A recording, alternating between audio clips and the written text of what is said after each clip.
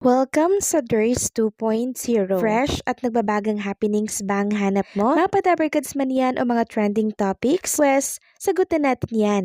Kaya naman isubscribe nyo na ang ating channel para sa mga nagbabagang balita everyday. Welcome back again sa ating YouTube channel mga Kadabarkads, and for today's video, ang pag-uusapan natin ay tungkol sa mga importanteng kaganapan sa loob at sa labas ng Itbulaga. So kanina, pinangunahan po ni Karen Aistrup ang opening number dito sa Itbulaga, and talaga namang lahat na senti, lahat nag-enjoy. Ito nga po pala, congratulations kay Karen dahil hindi pa man po natatagalan ang pag-release niya ng kanyang new single. Meron na naman pong upcoming na song para kay Karen. Samantalang tatlong clones naman ang nag-opening number dito po sa The Age is Right. Pinangunahan niya ni Arman Mandapat, Ducky, and Rochelle Santos. At dahil nga po dyan, mas lalong tumindi ang paghahanap ng mga Dabarkads natin sa mga singing queens. Paano ba naman nung nakaraang week, 1 week silang wala, tapos sa pre-recorded po ng Itbulaga, wala pa rin ang mga singing queens kahapon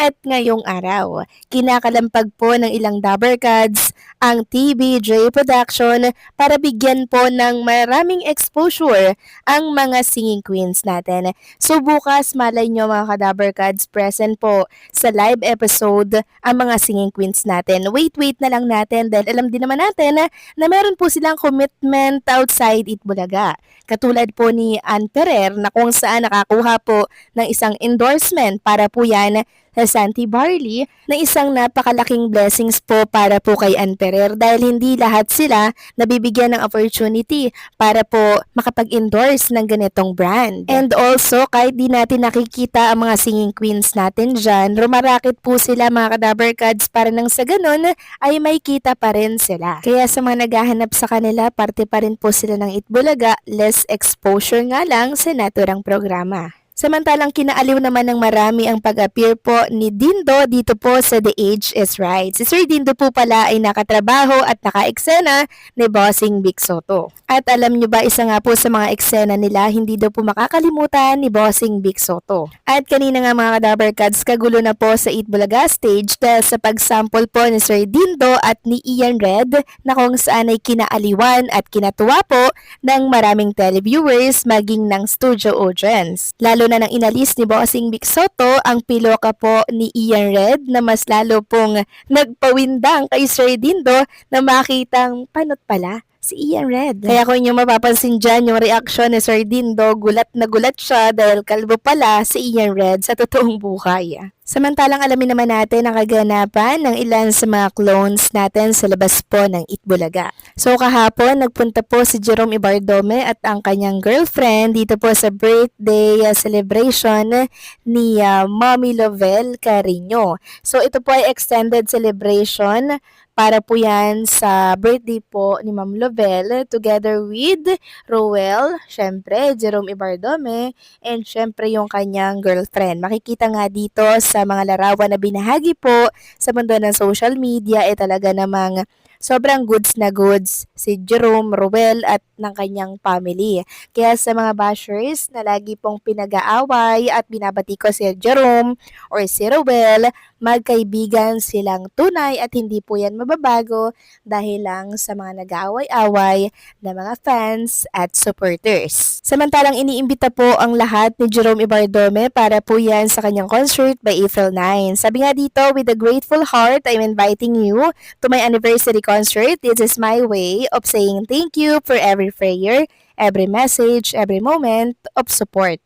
I wouldn't be here without you. Let's celebrate love, growth, and the journey together. Samantalang Tito Soto, nag-update po ng tungkol sa scholarship program. Sabi niya, mula noong July, umabot na sa 70 ang scholars ni Senate President Vicente C. Soto III.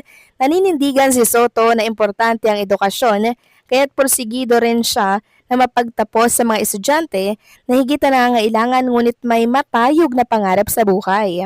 Mabuhay kayo mga scholars at mag-aral ng mabuti. So ito po yung mga pruweba mga Kadabarkads ng scholarship program ni Tito Soto. Samantalang next topic naman tayo, pag-usapan naman natin ang tungkol dito kay Boss Joey De Leon. So ngayong araw po ng Martes, pre-recorded po ng Itbulaga, wala pa rin si Boss Joey De Leon, kaya marami pa rin po ang naghahanap sa kanya. So possible na bukas at sa Sabado, present alinmang araw dyan kasi live na live po ang Itbulaga. At sabi nga po ng isang netizen dito, shock sinamantala na ng mga bashers ang pagkawala ni Joey sa EV. Kung ano-ano na ang mga kumakalat na balita.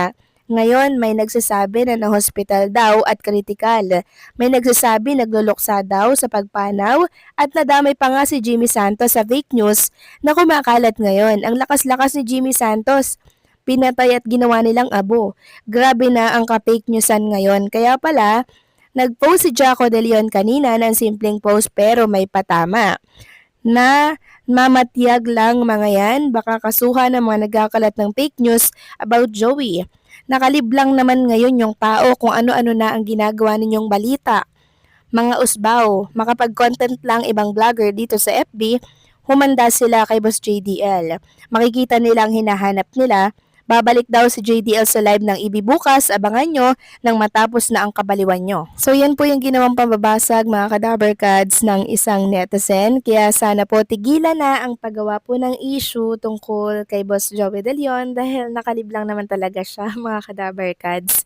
Grabe yung mga bashers, no? Sinamantala talaga nila yung mga issue at yung pagkakataon na nakalib si Boss Joey De Leon. At dahil dyan, nag-trending nga po ang statement ni Boss Joey De Leon. Ayon dito, Joey De Leon said this, makisama ka pero wag agad magtiwala ng sobra sa panahon ngayon. Maraming plastic, akala mo'y okay kayo, pero pagdalikod mo siya pala ang unang naninira sa'yo. Sa totoong buhay, hindi lahat ng ngiti ay totoo at hindi lahat ng papuri ay may magandang intensyon. Minsan, mas maingay pa ang suporta sa harap kaysa sa likod. Kaya matutong magbasa ng kilos, hindi lang ng salita. Okay lang maging mabait pero mas okay maging maingat. Hindi mo kailangang ipaliwanag ang sarili mo sa lahat ng tao. Your peace is more important than their approval. Darating talagang panahon na makikilala mo kung sino ang totoo. Yung hindi ka iiwan kapag wala kang maibigay. Yung hindi ka pag-uusapan kapag wala ka sa kwarto. Hindi masama ang magtiwala pero dapat may boundaries. Hindi lahat kailangan malaman ang bawat detalye ng buhay mo. Privacy is power, lalo na sa mundong mahilig manghusga. Sa huli, piliin mo ang sarili mo. Protect your heart, your energy, and your circle. Dahil hindi lahat ng kasama mo ngayon, kasama mo rin sa pag-angat. So isa po yan sa mga importante talagang statement ni Boss Joey De Leon na talagang nag-circulate ngayon sa mundo ng social media. Yung mga statement ni Boss Joey De Leon talagang kapupulutan mo ng aral, talagang mapapaisip ka mga kadaver cards.